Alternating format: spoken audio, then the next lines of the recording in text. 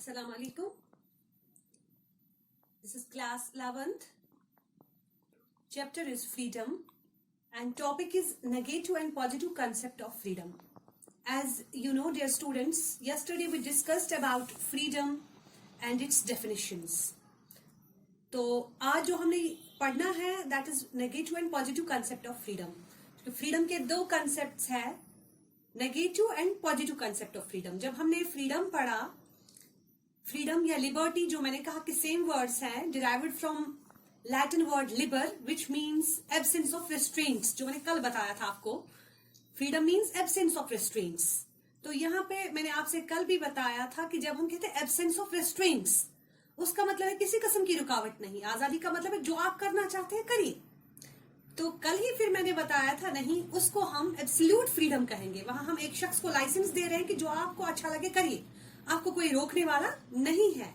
और नतीजा ये निकलेगा कि उस फ्रीडम से जब हम एब्सेंस ऑफ रेस्ट्रेंट्स कहेंगे कि इतनी आजादी है कि आपको कोई रुकावट किसी किस्म की नहीं है, जो आपको अच्छा लगे आप कर सकते हैं. एक इंडिविजुअल कुछ भी कर सकता है.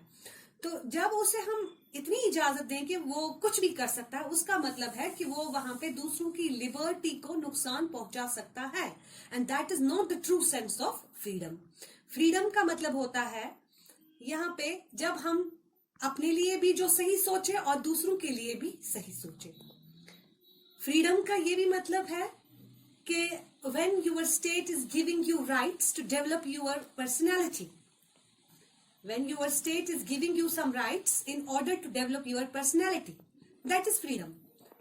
When you are enjoying freedom of thought, speech, expression, freedom of religion, when you are enjoying all these rights, it means you are enjoying freedom. और वो फ्रीडम आप खाली आजकल के मॉडर्न दौर में ही देख भी सकते हैं और एंजॉय भी कर सकते हैं. And that is positive concept of freedom. That is positive concept of freedom. अब जहां तक नेगेटिव कंसेप्ट है, एक एक करके हम पढ़ेंगे. नेगेटिव कंसेप्ट ऑफ फ्रीडम का जहां तक ताल्लुक है, this type of freedom was advocated by early liberals included Hobbes, John Locke, John Stuart Mill, Adam Smith extra. इसके जो सपोर्टर्स हैं, नेगेटिव फ्रीडम के जो सपोर्टर्स हैं, जो बिलीव करते हैं कि एब्सेंस ऑफ रेस्ट्रिक्शन, इनका मानना है कि freedom means absence of restriction. Freedom हम कहेंगे आजादी, उसको हम कहेंगे जहां किसी किस्म की रुकावट नहीं होगी, जो आप करना चाहते हैं करिए.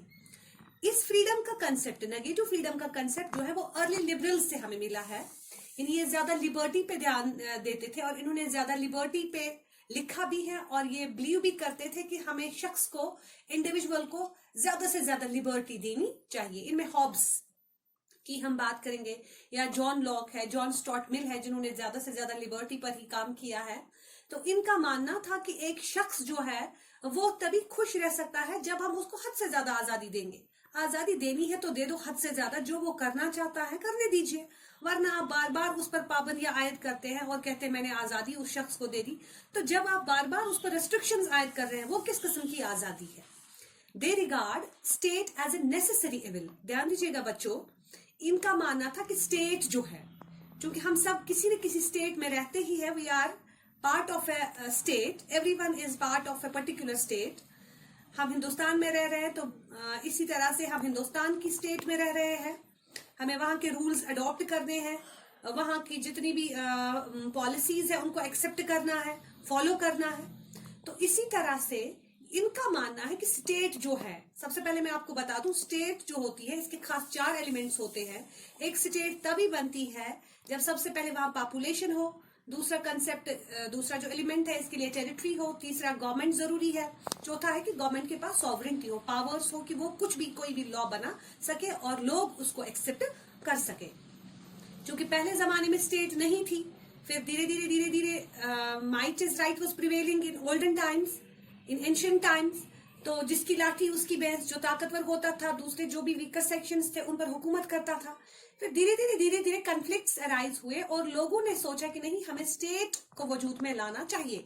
और स्टेट को इसलिए वजूद में लाए क्योंकि वो कंट्रोल कर ले, to control conflicts, to control crisis. तो इस तरह से उन्होंने स्टेट जो है कहा कि स्टेट बननी ही चाहिए और एक एग्रीमेंट साइन किया. जैसे बहुत सारे सोशल कॉन्ट्रैक्ट थेरिस्ट्स है, वो कहते हैं कि स्टेट जो है ये एक एग्रीमेंट था लोगों का कि नहीं, स्टेट बननी ही बननी चाहिए in order to avoid conflicts and to maintain peace. तो अब जो स्टेट बनी, क्योंकि वहां गवर्नमेंट होती है, उसके लॉज हमें एक्सेप्ट करने पड़ते हैं, अगर हमने गलत किया तो हमें सजा भी माननी पड़ती है। तो ये मानते हैं कि state as a necessary evil, state जो है ये क्या है, एक नेसेसरी एविल है, ये फजूल में हमें एक जरूरी गुनाह चढ़ा है। It's an evil because it restricts freedom, evil इसलिए है क्योंकि ये फ्रीडम को रेस्ट्रिक्ट करता है, रोकता है। It is necessary because of the selfishness of the individual, अब जरूरी इसलिए है क्योंकि इंसान जो है वो सेल्फिश है, वो चाहता है कि ज्यादा से ज्यादा मेरा बने, ज्यादा से ज्यादा मैं हासिल कर लूं, और उस चीज को पाने के लिए वो दूसरों को नुकसान भी पहुंचाता है। इसलिए नुकसान को रोकने के लिए, दूसरों की लिबर्टी को नुकसान पहुंचाता जो है ये शख्स, उसको रोकने के लिए स्टेट को वजूद में लाया गया। तो इनका मानना है स्टेट जो है ये क्या है, एक नेसेसरी एविल है, फजूल में हमें ये एक एविल है यहाँ पे। अब नहीं भी होती तो तब भी परेशानी है, तो तब भी परेशानी नहीं होती तो इंडिविजुअल अपने फायदे के लिए दूसरों का गला घोटता, कुछ भी करता, पूछने वाला कोई नहीं था। अब अगर है तो बेचारे को कोई भी करने के लिए जो भी करना है पहले इजाजत मांगनी है, तो हर तरह उसको अब पाबंदियां ही पाबंदियां है। जेएस मिल का मानना है expansion of the state as a threat to the freedom of individual, ये कहते हैं कि जितनी ज्यादा स्टेट को हम फंक्शंस देंगे करने के लिए, उतनी ज्यादा एक इंडिविजुअल की फ्रीडम को खतरा है। जितना हम स्टेट को कहेंगे आप इस पर भी कंट्रोल कर लो, उस पर भी कंट्रोल कर लो, ये भी आपका है, वो भी आपका है, तो नेचुरली इंडिविजुअल जो है उसको उतना ज्यादा स्टेट का मानना ही मानना है। अब जब उसको बार बार मानना ही मानना है तो उसकी फ्रीडम कहीं है नहीं। तो बार बार यहाँ पे ये कहते हैं कि they believe that negative freedom means absence of restrictions. इनका मानना है कि एब्सेंस ऑफ रिस्ट्रिक्शंस, फ्रीडम का मतलब क्या है, फ्रीडम का मतलब है कि हमें आजादी मिले कुछ भी करने के लिए, हमें किसी किस्म की रोक टोक, किसी किस्म की प्रॉब्लम ना हो, किसी किस्म की रेस्ट्रिक्शंस ना हो। They believe absolute freedom for individuals.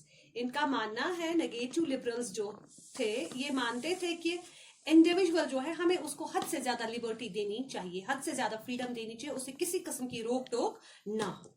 लेकिन फिर इस कंसेप्ट को रिजेक्ट किया गया और इसको क्रिटिसाइज किया गया, और क्रिटिसाइज किया पॉजिटिव लिबरल्स ने, जैसे सीले, गेटेल, टीएच ग्रीन, लास्की या और भी बहुत सारे जो पॉजिटिव लिबरल्स थे।